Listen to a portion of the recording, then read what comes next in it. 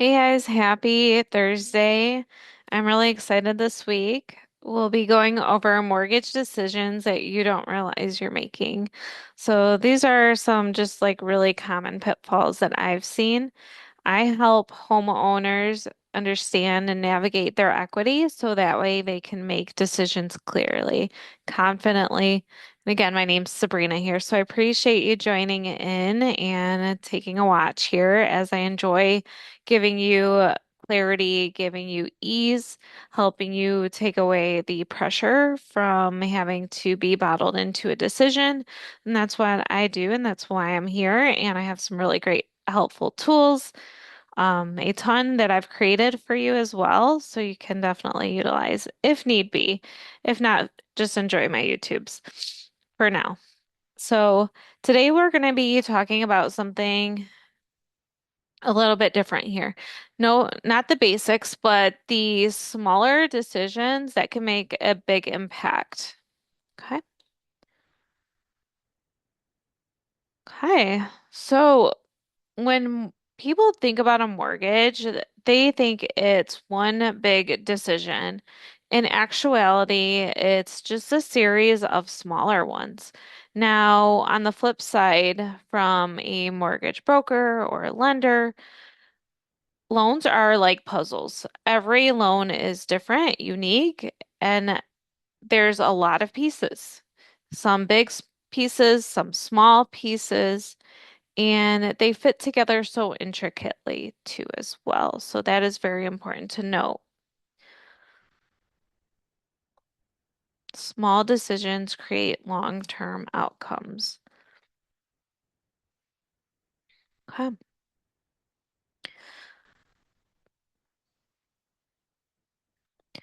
Now, higher appraisal does mean more options. Not a lot of homeowners realize this once they get their appraisal back. For purchase, it can be different. For refinance, it can absolutely open up more doors, more access to more money, and I can explain that a little bit more into details. However, if your appraisal comes in higher than expected, that can change your loan to value. And again, open up those different options. Some people don't realize they have flexibility, and they may not have flexibility as well, as far as debt to income ratios, if clients are looking to take more out, or maybe I have had this happen to where clients have taken less out when it comes to the appraisal. Maybe they just want to do things a little bit differently with their money, and that's okay too, to lower that amount, lower that payment. Within a purchase, you can absolutely put more money down here, and we'll get into that as well. Okay, so many homeowners miss this part. Now, just because you can take more out doesn't mean you should. This is where strategy matters. In Texas, for example, there is a specific law where you can only cash out within certain parameters. Okay. So, like I had mentioned, we're all in different timelines. We all have different things going on at the end of the day. So, what's important to you and what makes sense to you may not make sense to somebody else, but they also might be going through something different in life, or just at a different spot in their life, their timeline, and ultimately what they have going on. Okay. Okay. So 15-year versus a 30-year. This is a very, very hot topic. Now, a lot of people think that shorter term is automatically better,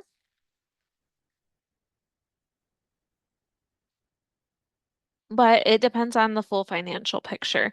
And you can still be as motivated to pay the home off quickly. I always say you never ever know what's going to come up. Things come up in life. Things come up for expenses, emergencies. We're living in a very tough time right now where our cost of living is high, everybody's feeling it, and ultimately looking at different avenues for income. And it's very tough, especially for millennials out there. I will say that because you're trying to raise a family and it's like you can never catch up and you want to do all these things, save money, save for retirement. But you also want to live life and have fun, do vacations, different things here and there. It can be definitely tough. I will say that.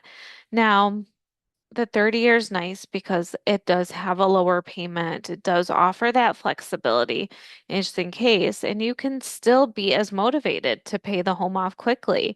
All you need is an amortization tool schedule. Sometimes that is built into the lender's website where you're making your payment.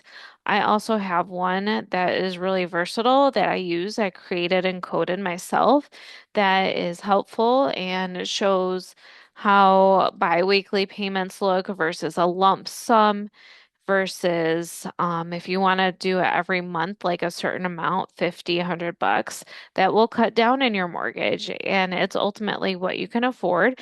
You can always, take your foot off the gas or the brake, whatever, when you're ready to like want to make that lower payment for the month. So you can start off strong, pay that extra on the mortgage, and then say, oh, you know what, this unexpected expense came up. Let me just make the lower payment this time on my mortgage. Maybe I have to do that for now because something came up. And that gives you that kind of flexibility. So if you like that, and I feel like the majority would, however, every situation is different. Clients like to have shorter terms. They like to be boxed in and held accountable to their payment because they say, I'm retiring in 15 years. This needs to be paid off.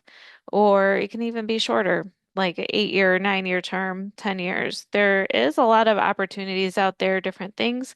And it's important that when you talk to your mortgage lender broker, that you bring these kind of things up as well, because they will appreciate that, just knowing you have that flexibility. And also, too, they can structure those loans maybe a little bit better or differently. And yeah, so definitely talk to one of those first. This is all educational. There's really no one size fits all. Hi. Payment versus flexibility. Okay, so lower payment or faster payoff. This truly is, I picked this image because it's like a really great scale showing like lower payment. Okay. And so if you have a lower payment, you're going to always you're going to always want to put extra on it to pay it off quicker, okay? So you can always put extra on it by just simply putting the principal, okay? And yes, some people just focus heavily on rate here. In essence, paying off, having a shorter term, paying off the home faster, that's definitely in the cards too. But just know that instead of a lower payment, you're going to have a higher payment. You're going to be in that high payment. So just to explain things a little bit more, that's better. Just think of it that way. Think of a purchase where you're purchasing a home. Obviously, the more money you put down, that is going to lower your payment. Okay. The less money you put down, that is going to result in a higher payment. But you may need the cash, so the cash might be more important at the time. It just depends. Your lifestyle matters. So just know what monthly payment at the end of the day that you're getting into for a set amount of time and what you're held accountable for. Okay. Now, rates. Okay. People focus heavily on rate. I've had clients where we've gotten on the phone and the first thing is what is your rate? And if I didn't give them the rate, they would just hang up on me. And I'm sure there's people still out there like that. But there's a lot that goes into rate, and there's a lot of products, a lot of programs. It's definitely not one size fits all. So it is important that lenders or brokers have the correct information, the full picture before they're able to offer that rate. Also cost too. So cost matters as well. Um, Cost over time. Is this loan going to be worth it for me? I might not be staying in the home for a set amount of time. I might be moving out soon, or you just want to make sure you're recouping cost in a refinance situation. Um, Sometimes the home is like the most important thing. Maybe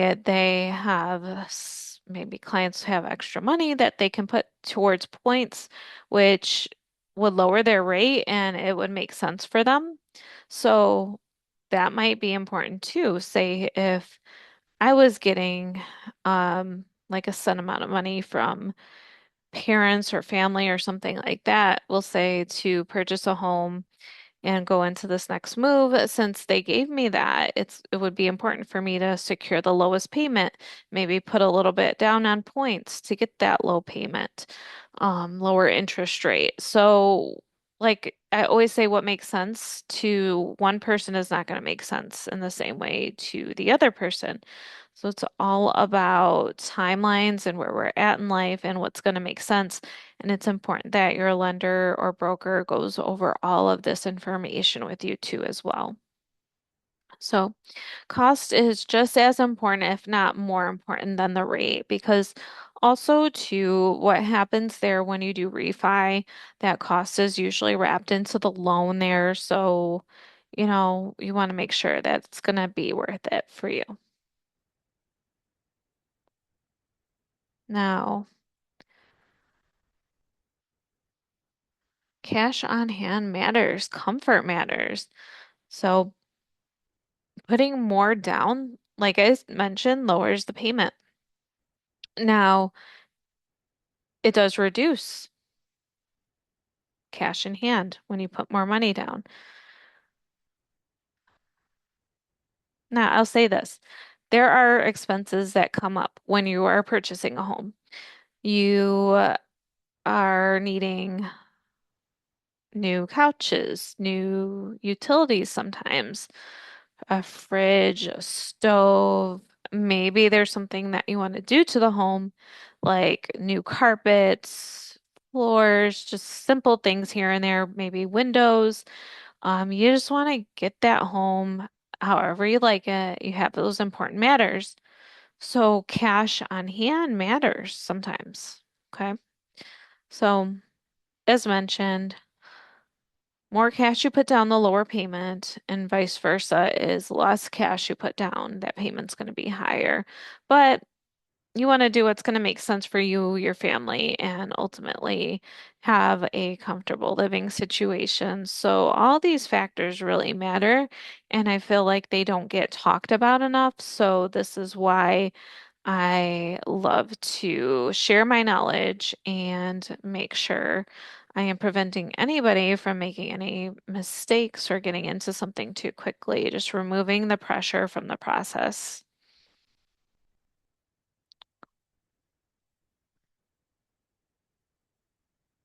The best decision fits your life. So, goals, timeline, and comfort. That's what it all boils down to. The bigger picture, your timeline, the timeline that you're on right now, like as mentioned in previous webinars here, you may be getting married, you may be having a baby, you may be going through divorce, you may be blending a family, you may be taking care of an elder parent, elder aunt, uncle, grandma, grandpa, great grandma, great grandpa, who knows? You may be helping them out with their living situation temporarily. Maybe it's a permanent situation where you have to move them in. I've seen so many things come up. Or maybe they just aren't wanting to live in their home, they are wanting to get more income because of health or whatever situations. They may need a reverse mortgage. I mean, there's a ton of things you can look at before settling down. And talking to multiple brokers, lenders does help because ultimately there's different products out there, there's different lenders out there, and everybody's going to have something different. And it's up to a broker or lender to point you in the right decision and ultimately make sure you're making the best decision. And also, I will say this as a broker or a lender, both situations, you really don't have the full picture most of the time because there are clients out there that maybe don't want to discuss certain things, and that is okay too. So I respect everybody's privacy, and I think that's very important that you keep everything tidied up, and that is okay if you're not really sure which direction to go into. Having more information is definitely helpful, but when it is a difficult situation, and I've had so many difficult situations that I have offered multiple different solutions, and clients may still not budge, or they may make the decision in 3, 6 months. Maybe there is something like a simple oh, my company and I'm getting a bonus or I have a project I'm working on. I'm expecting a payout if I do X, X, and X or whatever. There's so many things and incentives out there with jobs that some jobs do that, do certain payouts if you do a good job or something like that. So if you're expecting a certain amount of income, you may not always know when you're going to get it or if you're going to get it and whatever. Things change all the time too, and it's unfortunate. A lot of employers right now are laying off people, so you got to think about that too. So think about the future, think about what's going to happen. And I know it might be difficult to think about these situations, but as I've seen, and I've seen so many times, they do come up. And, I'm just not trying to be the bearer of bad news. So sometimes it's a good thing. Sometimes there are inheritances. Sometimes there are, what do you call those when settlements. So say if there's a settlement going on of some sort. So sometimes you have those good situations too, or retiring and you're getting a certain payout because you're reaching a certain age or you have some more flexibility there. I could go on and on. There's so many different things and we're all on different timelines at the end of the day. So it just depends on where you're at, what your comfort level is, and I'm here to clear things up for you. So understand before you decide. I host these weekly homeowner workshops every week. Of course, 7 o'clock is what I aim for, and I will post them to YouTube generally the night of, or if not, the next day. It just truly depends on how busy I am. I do paraprofessional during the day, and I do need my sleep at some point. Yeah, so. My goal is to always help you understand these options so you can make the decisions that actually fit your life. We all have varying wants, varying needs in our lives. Okay. But I do want to show you some of the tools here. So I'll just go ahead. This is my payment estimator. So what this is, it's really nice because before you even purchase a home, or maybe you're thinking about purchasing a home, you're in one already, but you want to see like, wow, what if I'm gonna move? Or what if maybe you see a house. I've had clients that have just, oh, the perfect house came up for sale and they purchase it. So that happens too. Maybe it's not like something that's super planned and you're just like, what's my payment going to be? So this payment estimator it shows the loan amount. You can just plug that right in. And I generally say, make sure that you're accounting for down payment and closing costs too.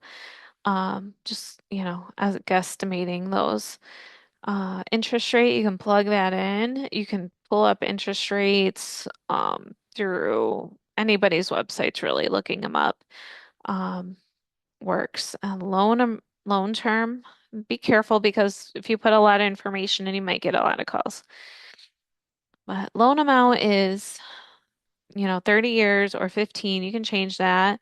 PMI is situations where you do not put the full 20% down and you result in a PMI or MIP. If that's a FHA loan, same thing. So it's included in your monthly payment, a set amount in case you were to default on the loan, the lender has that security of the PMI or the mortgage insurance. That's theirs, not yours. Okay. And then property taxes, that's important because you will pay those homeowners association if so. Some places do have that. Most time it's condos or maybe different living situations. I'm not quite sure. I've seen it. Subdivisions, things like that. Gas, electric, do some research there. Water, garbage, maybe. So this is all going to go into your total payment breakdown once you put all these numbers in. The initial is the mortgage payment, what's generally included here, which I am assuming escrow here with homeowners and taxes. Some people like to pay those separately, like once a year. So those are the amounts if you do pay them once a year. And then you would have the mortgage payment. So it shows you principal interest and it breaks everything down. It's really nice. Um, I also have exclusive equity finder and I have this really fun uh toggle that does different different themes. It's really fun. It's nostalgic for sure. And the oh, my Zoom, I gotta hurry up. It's running out of time. I'm on the free Zoom. So this exclusive equity finder here is really cool. Basically, you just plug in all the figures and it shows you how much equity is available, assuming 80%. And I have videos going over that too, just explaining more. Also have a Calm Equity Guide. Now, if you do purchase this one is great because it does come with calculator access. So those two calculators I just showed you, you would be able to go in and use those. Um, However, the Calm Equity Guide's really great because if you're already a homeowner and you really just want some clarity on this, I highly recommend it. And if it's something that you're thinking about, but just kind of like, I don't know if I should do this or not, it helps you understand a little bit more. Or you can simply just go to my YouTube, just binge my videos just because I have a ton out there and I never know what somebody's going through. So these might help based on different situations. Hopefully they do. And I'm just getting better from here on up and getting more organized. But I appreciate you joining in this evening and appreciate all the support and everything. And I hope everybody enjoys the weekend. We'll see you later. Okay, bye.